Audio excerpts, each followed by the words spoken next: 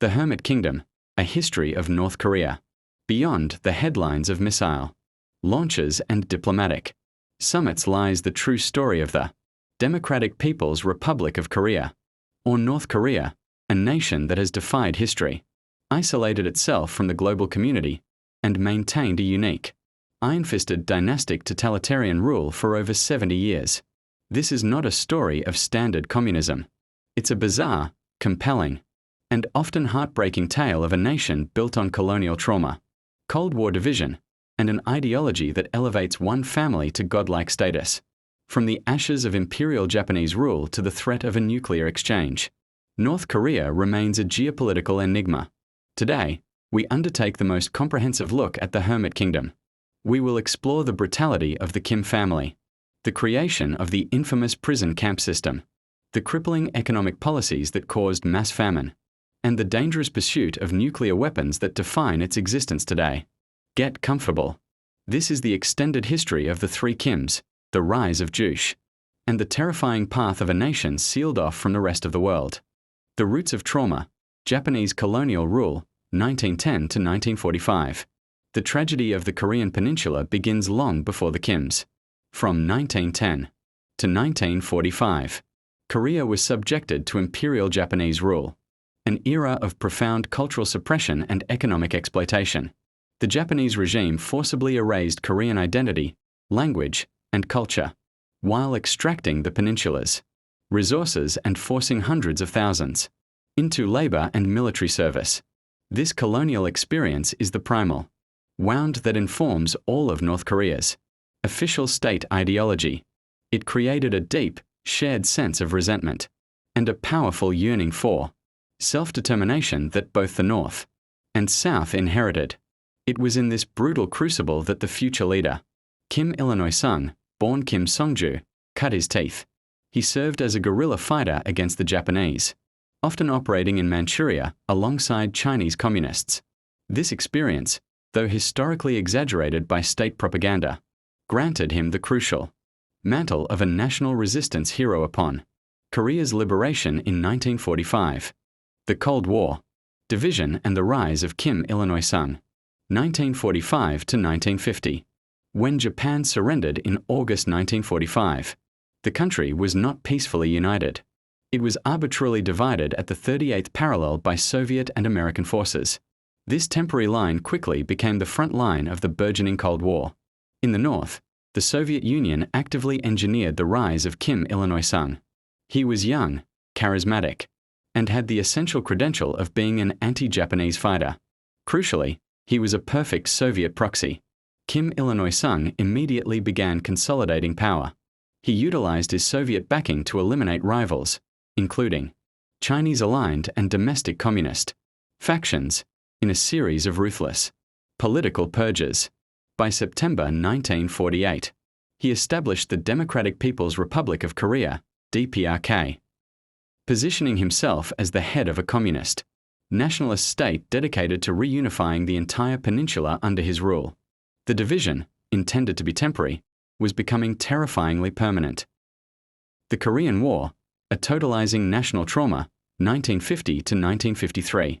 Believing he had Soviet leader Joseph Stalin's blessing, Kim Il-sung launched a massive surprise invasion across the 38th parallel in June 1950.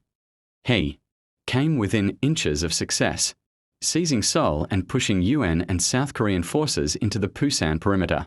The war's trajectory changed dramatically with the Incheon landing, reversing the invasion and sending UN forces deep into the north. However, this brought hundreds of thousands of Chinese volunteers into the fray, pushing the line back to the 38th parallel. For North Korea, the war was total annihilation. The United States engaged in a devastating bombing campaign that flattened virtually every town and city in the north. This sheer scale of destruction, more bombs dropped on Korea than the entire Pacific theater in World War II, created a deep and powerful historical memory of American aggression. The North Korean state uses this memory as the ultimate justification for its militarism and its need for absolute self-defense. The war ended in 1953 with an armistice, not a peace treaty. Legally, the DPRK and the Republic of Korea, ROK, are still at war, a condition that justifies the permanent militarization of the state and the perpetual state of emergency. The invention of Juche and the cult of personality, 1953 to 1970. With the armistice in place, Kim Il-sung doubled down on consolidating his ideological dominance. He systematically purged all remaining rivals, including those who had fought with him. This period saw the invention of Juche, self-reliance, a bizarre, nationalist deviation from orthodox Marxism. Juche asserted that the Korean masses are the masters of their own revolution, but only when led by the supreme leader, Sejong. The Sejong, Kim Il-sung, was elevated to a messianic, near-divine status, transcending the state and becoming the eternal father of the nation. This ideology became the basis for a pervasive cult of personality. Every household was required to display portraits of the leader. Every citizen wore a badge bearing his likeness. Statues of Kim Il-sung became the defining features of the landscape. This cult was necessary to legitimize the world's first successful hereditary transition in a communist state, ensuring that loyalty was directed not to the party, but to the Kim family bloodline. Songbun and the totalitarian control apparatus. To maintain control over every aspect of life, Kim Il-sung established Songbun, a rigid hereditary caste system introduced in the late 1950s. Songbun classifies every North Korean family, based on their political loyalty, to the regime during the Korean War and colonial period. There are three main classes: core, loyal, wavering, and hostile. This classification system dictates virtually everything: where you can live, what job you can hold, what food rations you receive, and whether you can attend university. For the hostile class, which includes those with historical ties to South Korea, landowners, or religious groups, their lives are predetermined and severely restricted. Songbun ensures that punishment for the perceived disloyalty of a grandfather is inherited by the grandchildren, creating a self-perpetuating system of political control. The hidden horror, the Kwanliso prison camp system. The ultimate tool of control is the terrifying Kwanliso, or political penal labor camp system. This network of camps holds tens of thousands of individuals deemed irredeemably hostile to the regime.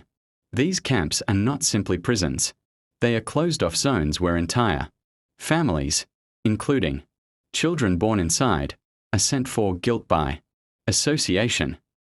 Conditions within the Kwanliso are universally described by defectors as medieval, forced labor in mines and fields, endemic starvation, torture, and public executions. The existence of these massive, isolated labor colonies, often confirmed by satellite imagery, shows the extreme lengths the Kim dynasty will go to enforce ideological purity and eliminate political dissent, often targeting the very families relegated to the hostile Songbun class. The Great Famine and the Economic Collapse, 1994 to 1998.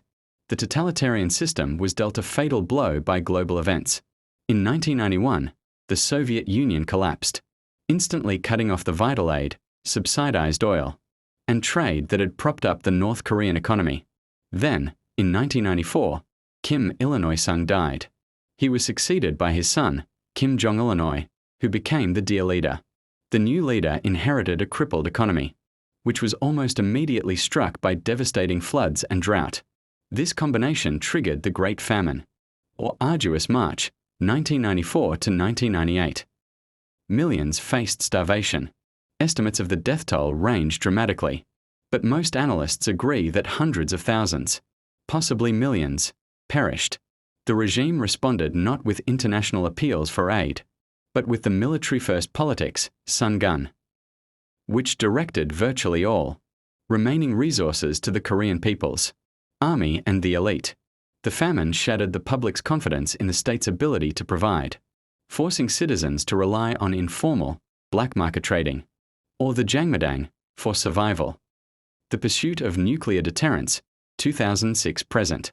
In the wake of the famine and the collapse of its patrons, the Kim regime drew one clear lesson. The only guarantee of survival was nuclear deterrence. Under Kim Jong-un, the the regime ramped up its program, culminating in the first successful nuclear test in 2006. This marked the point of no return. When Kim Jong-un took power in 2011, he inherited and rapidly accelerated this program.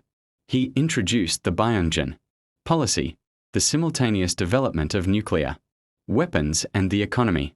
The nuclear arsenal is not seen as a bargaining chip. It is viewed as the ultimate insurance policy against regime change. This single-minded focus on military technology has placed North Korea in perpetual confrontation with the international community, fundamentally reshaping the security landscape of East Asia.